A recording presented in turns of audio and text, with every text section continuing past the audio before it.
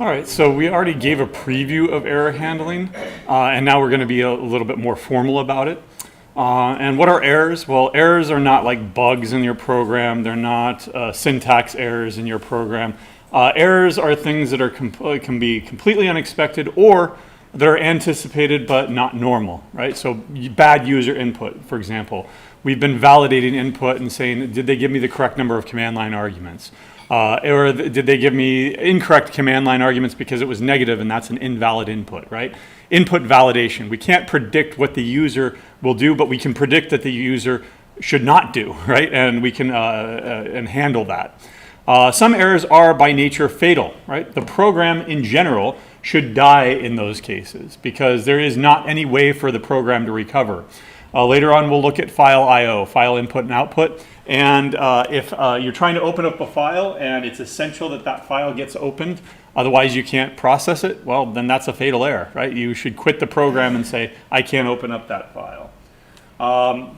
Some errors you can recover from. So for example, you can anticipate them and not perform a dangerous operation. For example, you're about to divide by 0. Right? We're not going to divide by 0 because that would lead to a fatal error. Instead, we're going to issue an error message, and then you decide what to how to handle that. You, as in not the end user that's running this program, but the person that is actually programming this program. This is known as error handling, and how you handle errors when they are encountered.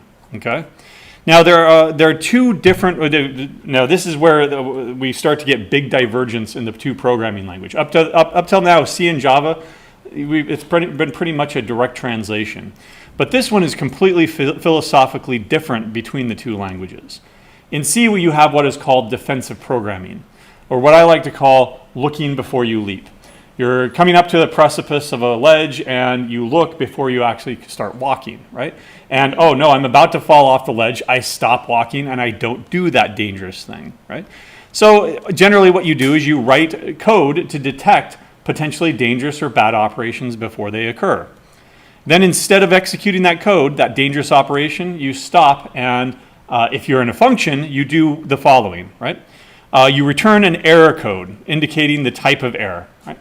We did this with our program on Wednesday where we were about to divide by 0, so we'll return this number.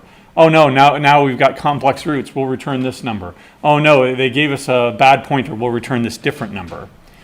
What you do not do, however, is like what you've been doing in your main program, right? What you do not do is you do not print an error message. Remember, the vast majority of programs, I should say, are not intended for human consumption. They're intended to automate things. And if there's a human sitting there watching the screen, twiddling their thumbs, waiting for an error message to pop up, and then jump into action, right, that completely defeats the purpose of automation. So we don't print any error message. In fact, there are situations where you would want to record what happened, but you would not print it to the standard output. Instead, you would bring in some sort of a logging library. You've heard of logs, where there are system logs. And you can go ahead and, information, somebody just logged in. Warning, somebody just used a password that they shouldn't have, right? Error, some error occurred. Now later on, a person can come back and examine those logs. There's an audit trail now, and then they can debug and find out what happens. But those things do not go to the standard output because there's nobody sitting there watching the screen waiting for it to happen. Instead, they get output to a file somewhere where then you can go ahead and take a look at it. In fact, we can take a look at what's happening right now on the CSE server, right? What is it? Less var HTTP, is it? Nope. www. And then HTTP, nope. Where are the system logs? Okay, nope. Var logs. There we go. Yeah, let's go ahead and look at all these logs here. There are logs for mail, right? That's our email server. We're always getting spam, and so we bounce things and a log message is generated. Warning messages maybe of something that's happening on the system.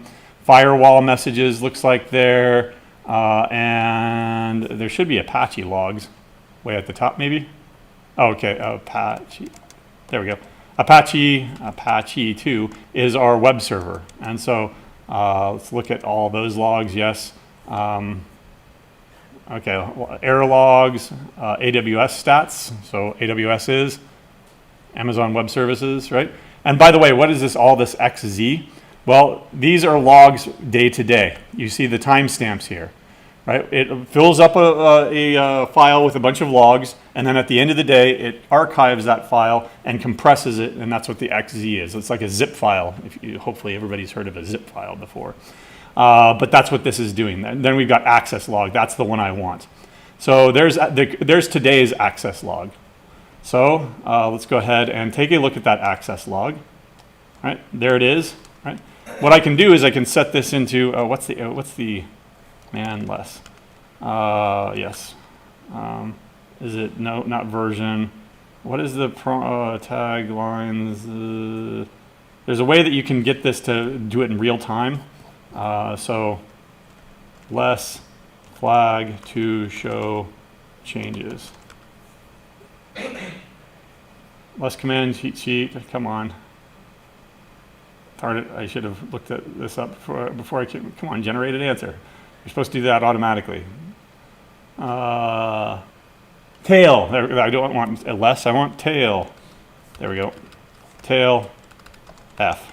And so we could go against what I just said, and we could sit here and twiddle our thumbs and watch the web server log. And the second that something bad happens, I'll jump into action. For example, somebody at now it's happening a lot here, but somebody at this IP address, right, 64.89.174, they're trying to get something and they're getting a 302 error. I could go look that up. That's an HTTP error, and then I could jump into action and see if there's anything I need to do. Nobody is doing that, right? These are system logs that get updated, and then if you ever do need, like if I had a problem, I would go to Scott and I'd say, something happened at 3:30 yesterday, the web server was down or something, could you check it? And so he'd go into the system logs at about that time because they're all time stamped, right? And he'd start saying, okay, well, yeah, this happened, this happened, this happened, and then he'd get back to me with an answer of what happened, right? That's how real system logs actually work. I'll let that go in the background there, right? But otherwise, when you're writing a program, you do not print anything. If you need to print something, you bring in a library to do it for you, and you have a proper system logging library. We're not going to do that in this course, though. We will do it in CS2 next semester, though. The other thing that you do not do is you do not exit. Imagine if you called square root on -1, and it killed your program, right?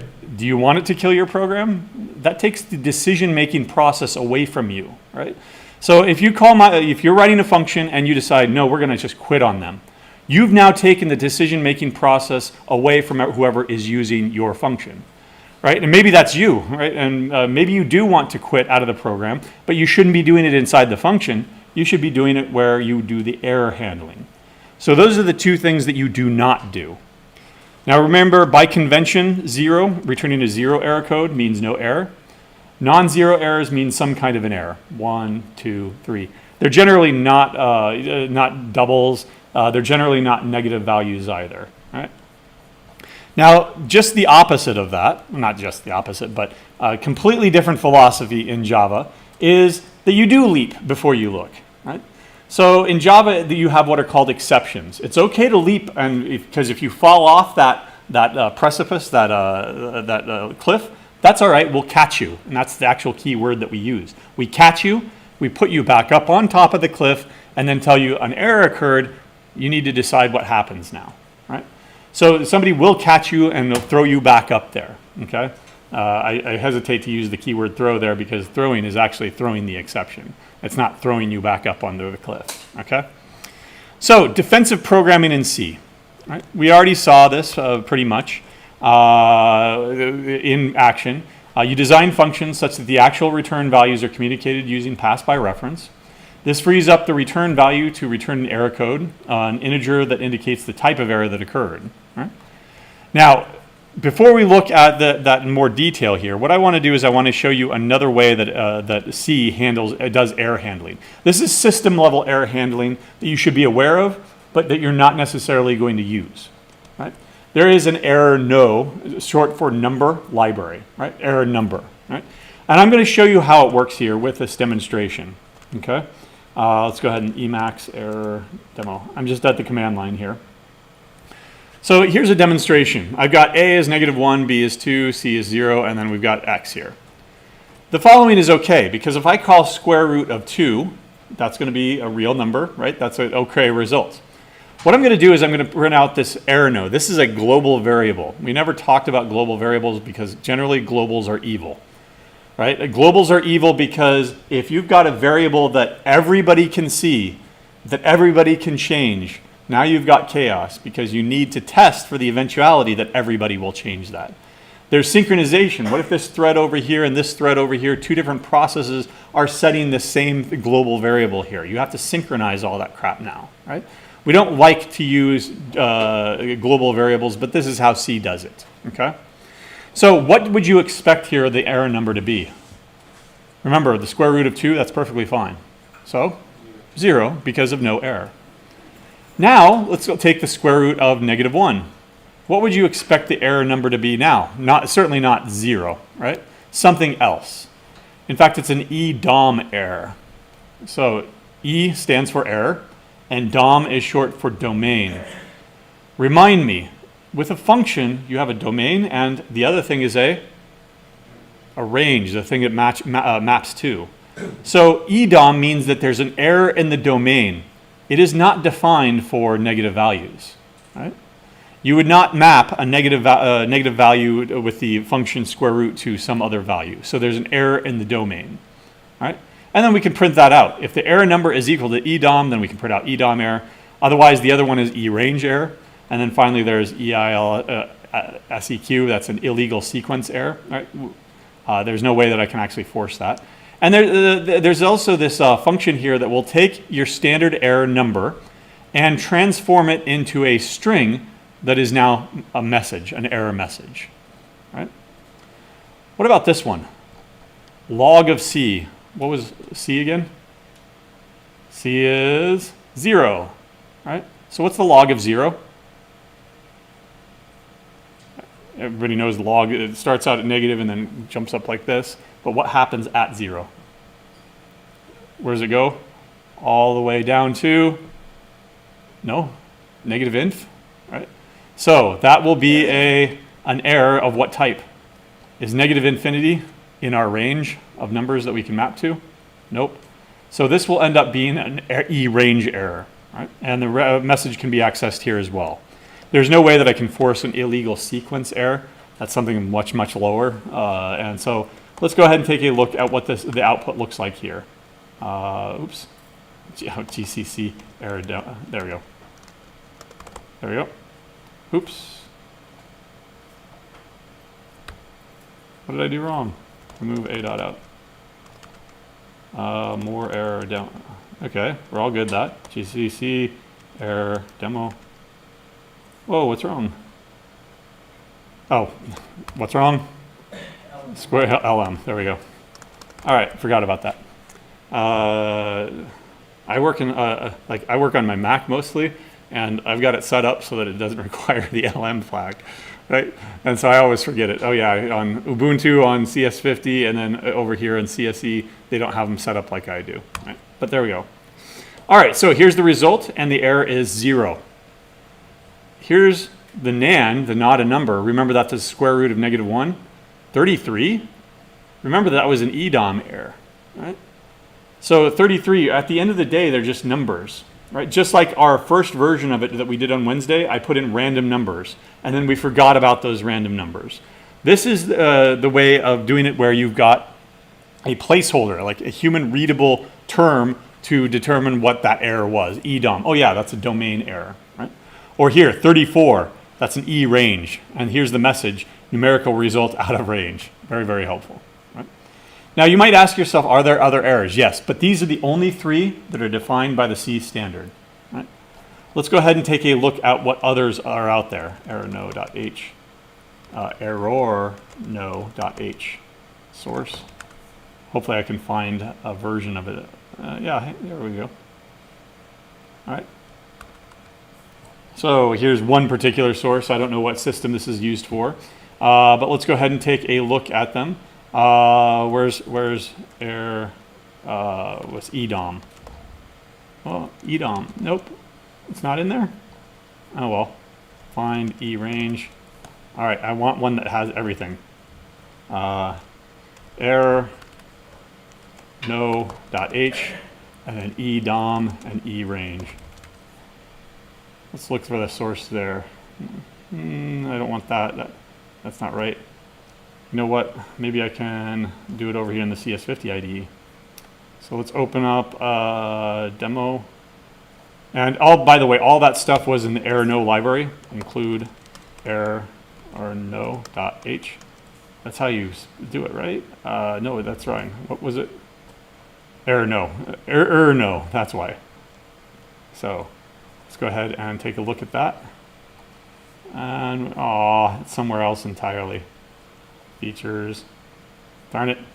Anyway, we can go ahead and take a look at the other one. Source. Right. Come on.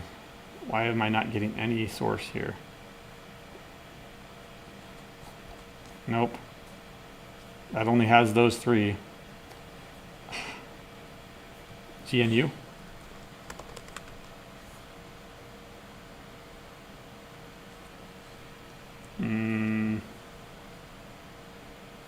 I'm about to give up here. Yeah. All right, I'm giving up. Anyway, there are like 80 or 90 others that you can come up with. And some of them are as simple as file not found error or permission denied error. If you tried to open up a file that you didn't have permission to open up, right? So I can't find the source right now, but there's an example of some of them, right? For example, let's see, eloop, too many symbolic links encountered, right? There should be others like level C. Some of these are just system level that timer expired. I don't know, file descriptor in bad state, stale file handle, right? And a bunch of others that you can find. I don't think that one is actually a GNU version of it, but whatever. They found the owner died. Okay, maybe it is. The owner of a process, basically. So processes spawn other processes in a Unix operating system. And if the owner eventually died, then you have a child process that is an orphan. And who's controlling it now, right? Who's responsible for saying when that process should be terminated? And so there's an error right there, right? What else? No route to host. Quota exceeded. There, that's a good one, right? You have a certain file quota.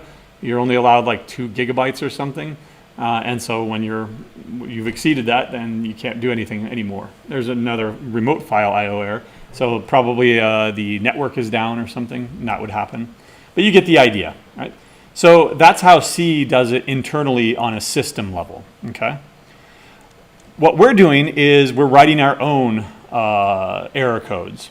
Now, I believe the way that I showed this on Wednesday was if you use a bunch of defines, right?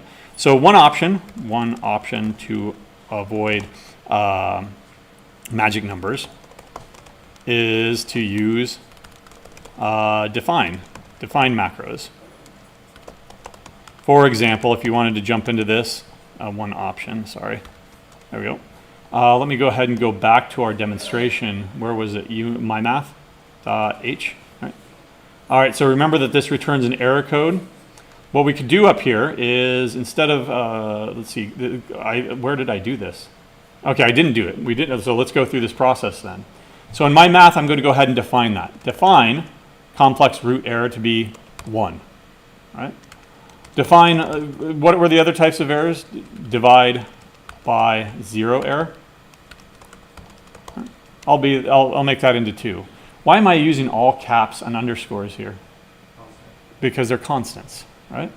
And then finally, what is the other one? Define null pointer error. 3. What else should if I'm defining errors, what else should I define? No error, right?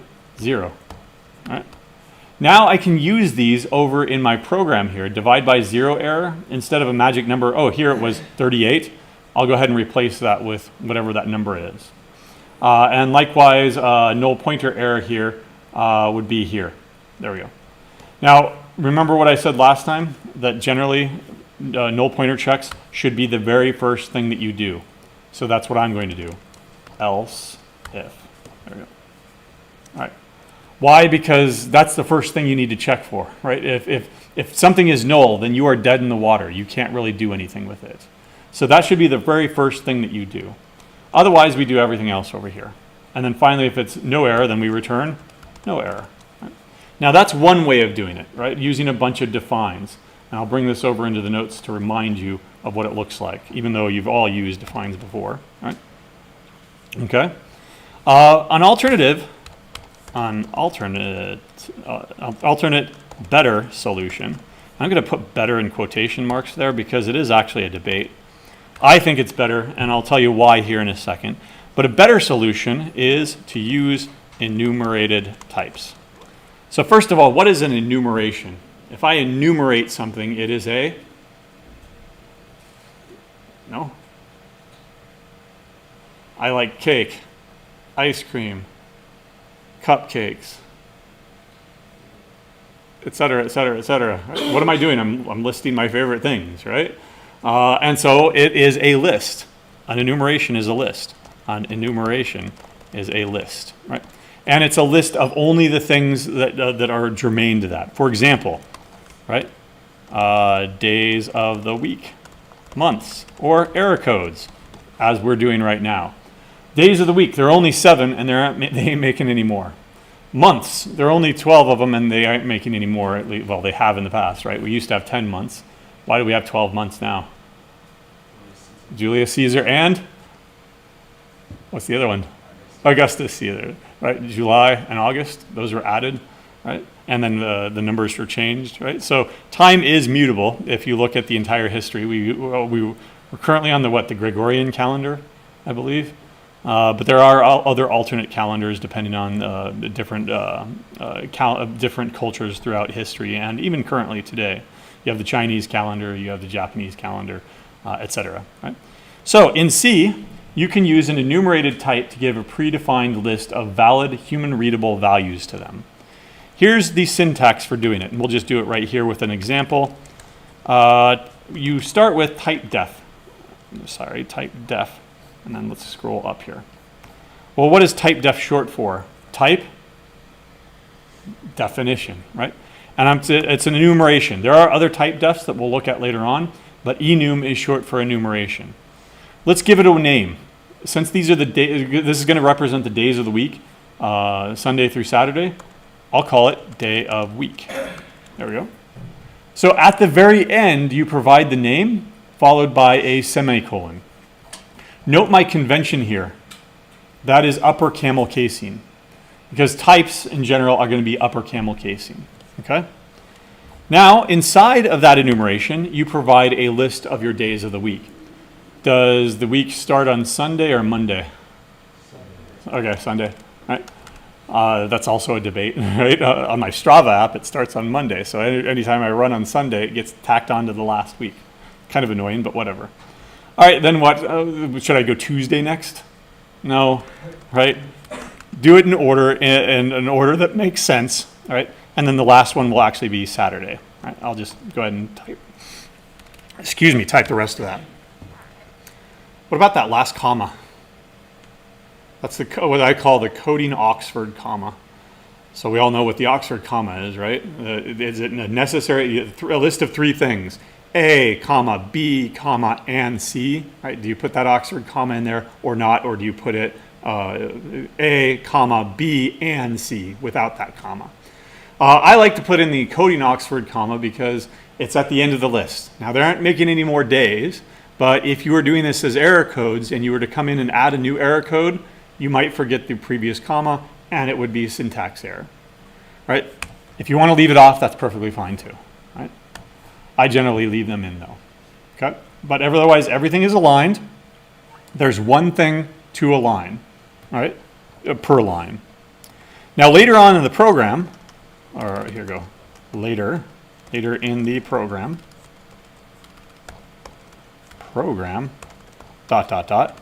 you can actually declare variables now of type day of week now, day of week, today. And today is Friday. I'll set it equal to Friday. And you can ask if today is equal to Friday, then printf get ready for the weekend. Right? There we go. So you can check, is that equal to today of Friday, right? However, be very, very careful, right? Careful. This is not a true type in C. Right? Instead, it's syntactic sugar. Right? What C is actually doing, C assigns an integer value, an int value to each, starting at 0. So in other words, Sunday, because we started out with Sunday, that has a value of 0. Well, because Monday is the next thing, Monday, that has a value of 1, etc. Right? And so what is the last one, Saturday? That has a value of 6 because we started out at 0. Right? That has a consequence. Consequence is more than one consequence. If you try to do stuff with it, for example, if you create day of week, today is equal to Friday, right? Then today plus equals 1, what's that going to end up doing?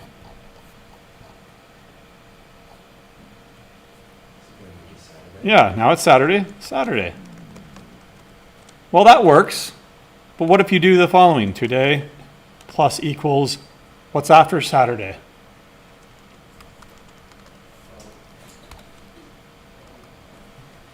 Yeah, it's 8 or it's 7 now, an invalid value, right?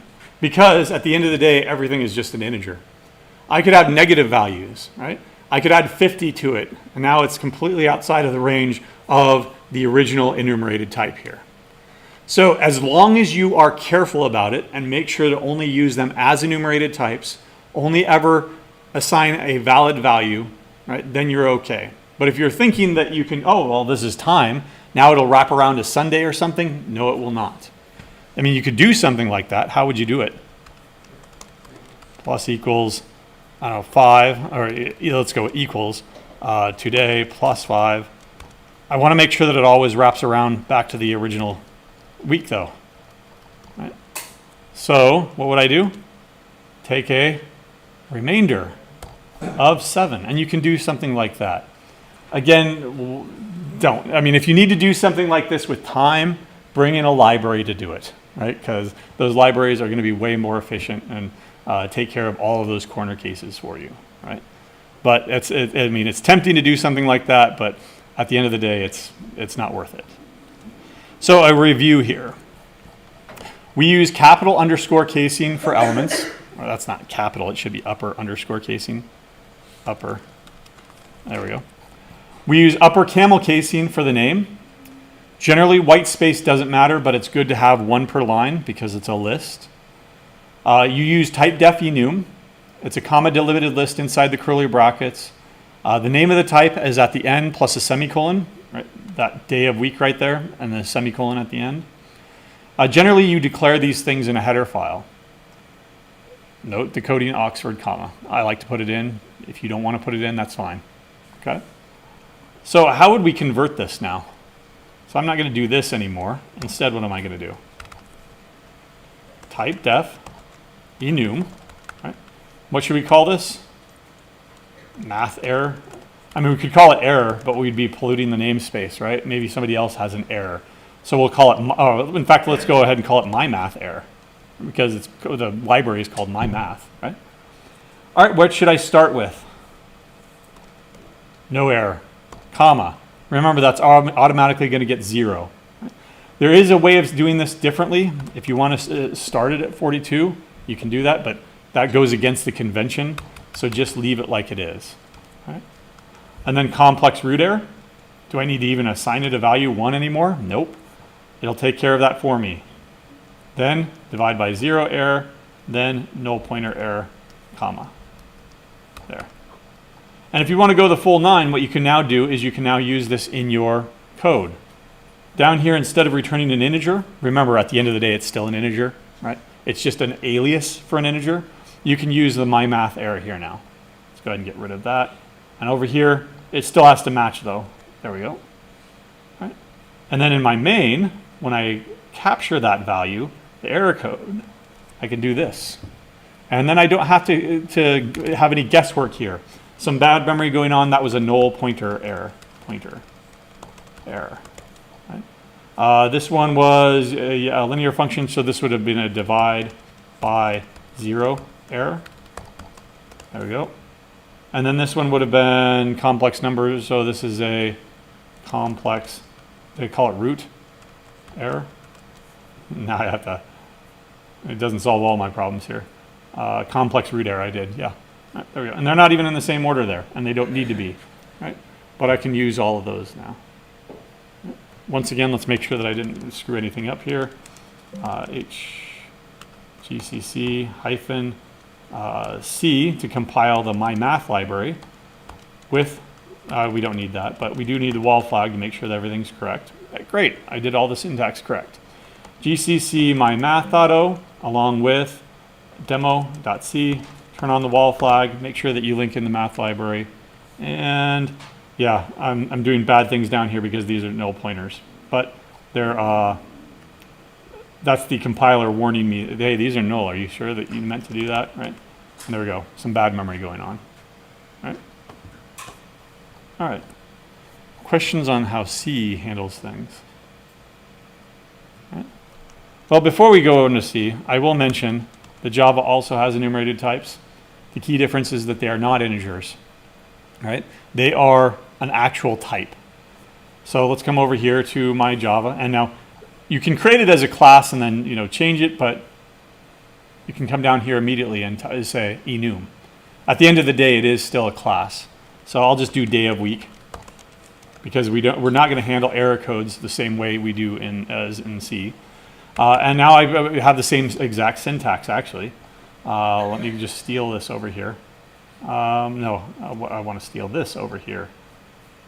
Sunday through Saturday. There we go. There we go. Now, if I just, let it take care of the formatting for me, it really likes to put things all in one line. Right? But I'll leave it. All right, fine. You can have your way. Day of week, today, is equal to day of week dot Friday. We use the same syntax as we do with static functions. Because if we don't, it doesn't know what Friday is. What Friday are you talking about, right? So the day of the week's Friday. Right? Now let me try to do what I was doing in C. Today plus equals 1. Not even going to compile. It says these are not integers. These are an actual user-defined type. Right? If you wanted to support that, then you'd have to write a bunch of functions inside of that that enumerated type to support it. Like today dot add one day or something. And then you can do, and it would return the next day, and it would wrap around or something. And there are ways of doing that, and a lot of clever things that you can do with enumerated types. But at the end of the day, enumerated types have a very, very small utility in Java, right? So we're not going to go any further than that. We will, however, talk about how you do error handling in Java using exceptions. Okay? So Java uses exceptions as defensive programming. You go ahead and go up to the precipice and leap. Don't even bother looking. We'll just go ahead and try doing this potentially dangerous code.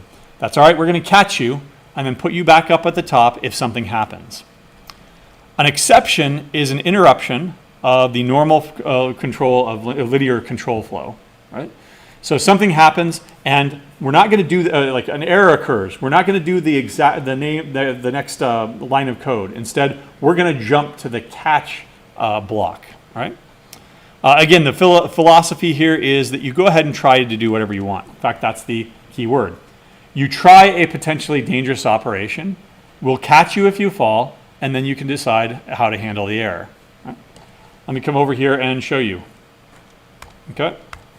So, I don't know, string input is equal to 123. There we go. So suppose that somebody entered this in as a command line argument. Remember that we have this thing, int n is equal to integer.parseInt, right, as the input. Right? And then let's print it out. System.out.println n. Okay. So this will output 1, 2, 3, 4. Why? Because it's an actual integer. But what if I did something like this? Now in C, if you tried to parse that out, it would end up with 0. It'd see that T, immediately know this is not a number. What have I parsed so far? 0. But now something different happens over here in Java. An exception happens. Right? Exception in thread. What type of exception? A number format exception. Right? So now let's redo our code here to surround it with a try catch. And generally you want to be as specific as you can. So I will try the following, and then I will catch the number format exception. And just NFE, right? It's usual convention just to call the exception the same thing as over here, but it's like an acronym of it. Right? And then here I'll just print out an error message. System.out.println, error occurred, right? Number format bad, right? Whatever error message you want. Right? Now note here that when I originally did this without error handling, it had killed the program. That's why this is all red here. Okay? Let me try it now. What's going to happen now? We're going to have an exception here, which gets thrown and caught in this block over here. So let me show you that if I add another thing, system.out.println, println hello. Is this going to print out hello right here? Remember, it's an interruption of the normal linear control flow. So what happens is we've got an error on line 12. That jumps us down to the catch block. Did we ever actually get to the hello? Nope, the hello will not print. We choose to simply just output an error message and then move on with our lives. So is this going to get printed? Well, if it would compile, I'll compile it here in a second. But is this going to get printed? Yes. All right, why? Because that's how we chose to handle the error. We just wanted to print an error message and then move on with our lives, with the rest of the program. Right? So let me go ahead and system.out.println, okay, right? And now it's not compiling because n was declared inside of the try block, so I'll do it out here. There we go. And let me go ahead and initialize it to 0. So again, let's predict what it's going to print out. It's going to print out not hello. It's going to print out an error message. Then it's going to print out okay, and then it's going to end up printing out what value for n. Did it ever get changed? Nope. So 0. It's going to print those three things. Error occurred, okay, 0. This never actually got printed because it was interrupted. An exception was thrown on line 13 now. Let me turn it back to 123, 1, 2, 3, 4. Now, will an error occur now? It gets parsed out, 1,234.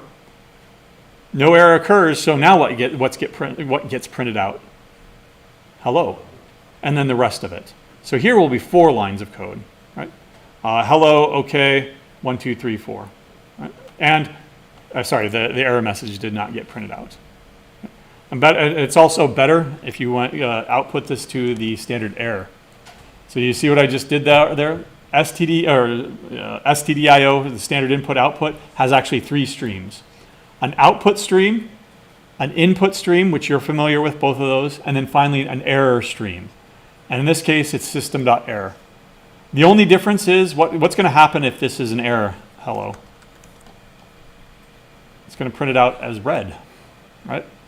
And by the way, the input stream, that was printed out as green, right? I can't type anything, but remember when we did basic I/O and it was green? Right? But the standard output is black, right? And that's Eclipse doing that magic for you, okay? All right, well, what other type of error could occur here? Is that going to be a parsing error? Let's find out. Oh, it looks like it will be a parsing error, right? So then let's say that n is equal to n plus 1. No.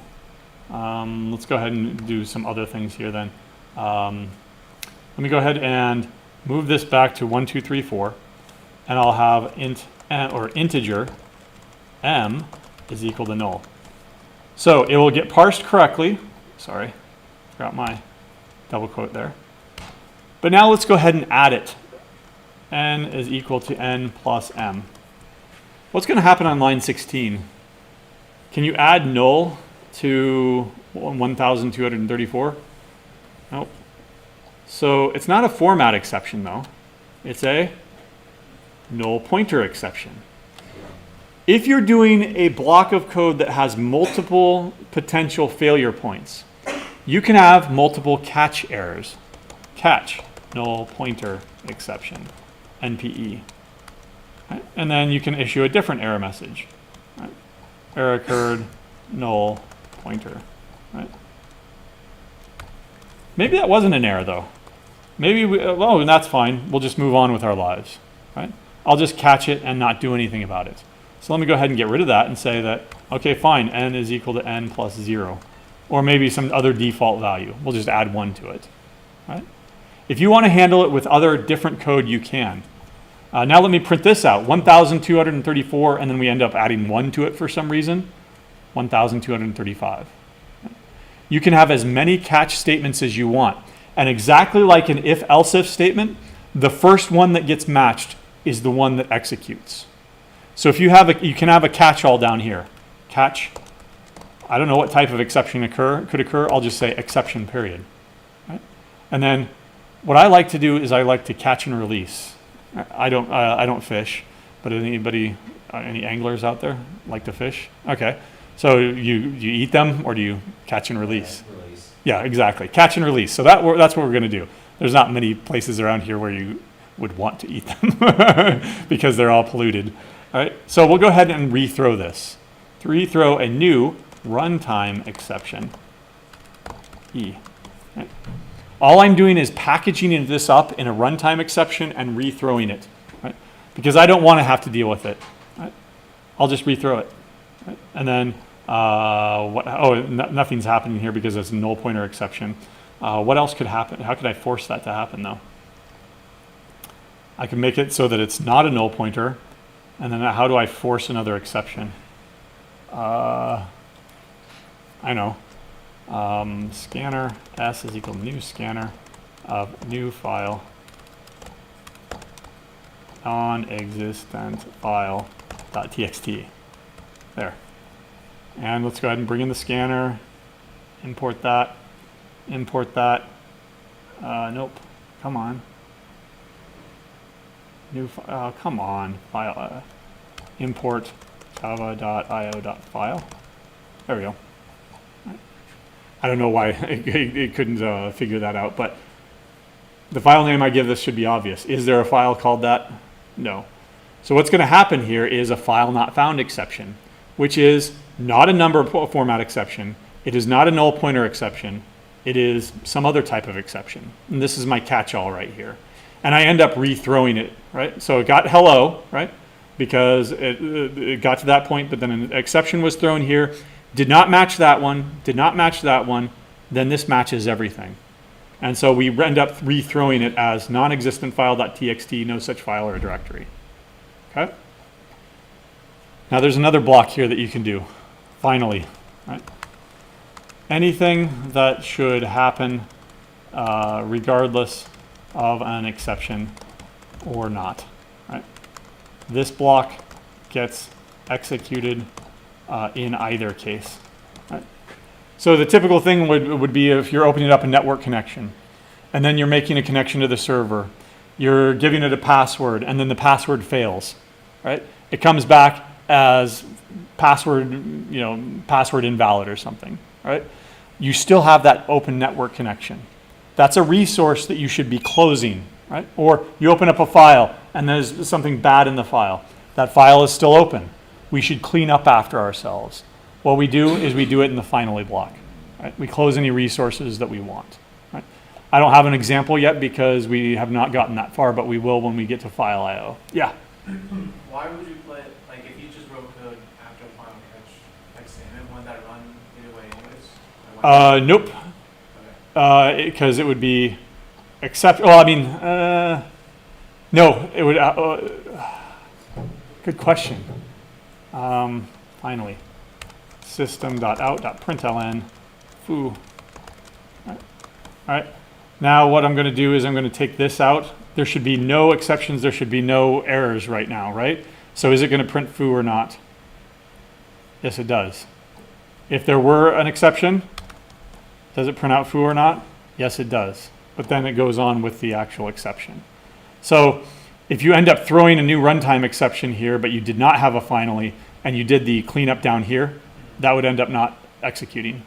The final saves you by making sure that that happens, period. Okay. Right. Okay. Yep. Good question. All right. So the advantages here should be pretty clear, right?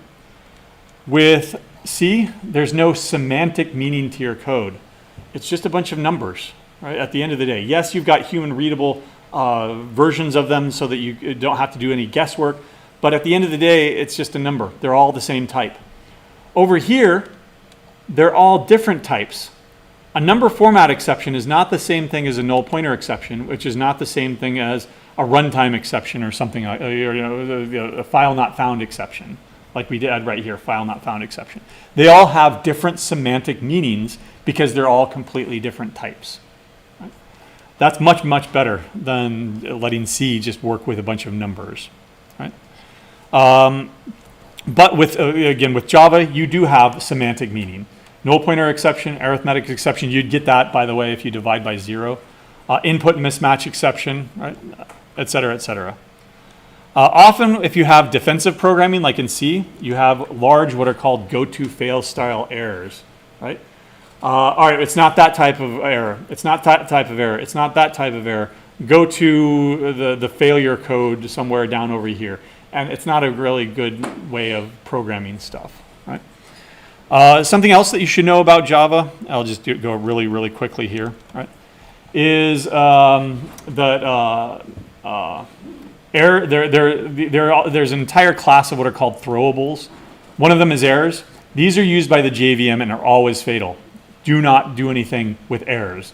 It's probably like the Java virtual machine runs out of memory. You're not downloading more RAM, right? So just let the errors occur. Exceptions are what you do have control over in your code. And unfortunately, there are two different types of exceptions: checked exceptions and unchecked exceptions, right? Runtime exceptions are unchecked exceptions. You have the option to try and catch them. If you don't, then they just happen, right? Everything that we've been doing up till now has been that, except for file not found exception, right? File not found exception is what's called a checked exception. I am forced to surround that with a try catch. Let me show you. Let me go ahead and bring this down over here and try to do this at the end of the program, right? And I'll call this S2. It won't compile because this says if the file is not found, I'm going to throw this checked exception. You are now forced to surround this with a try catch, whether you want to handle it or not, right? They thought that this was the great idea back in 1997 or whenever they introduced this. It's such a great idea that nobody's ever done it since. In fact, Java itself has tried to abandon it. Everything that's come out in Java since does unchecked exceptions, right? And their own documentation and their own reasoning for doing this is actually flawed and contradicts itself. The only other language that I know of that has checked exceptions is C++, and they are off by default, and nobody uses them. Nobody uses them because nobody likes to have in their code being forced to do something that they don't want to do. No, I know what I'm doing. I don't need to surround this with a try catch. If the file doesn't exist, that should be fatal, period. And so what we do is what the fishermen do. We throw a new runtime exception, E. That took the checked exception, wraps it up in this wrapper that is an unchecked exception, and then it becomes fatal, right? And that's what we do. We catch and release. Right? So anytime that you have a checked exception, just wrap it up with an unchecked exception. Right? We'll look at that more later on when we have file I/O. Right? But otherwise, eventually, you're going to have to write your own exceptions, and we show you how to do that in the handouts. All right. I'll see you next week.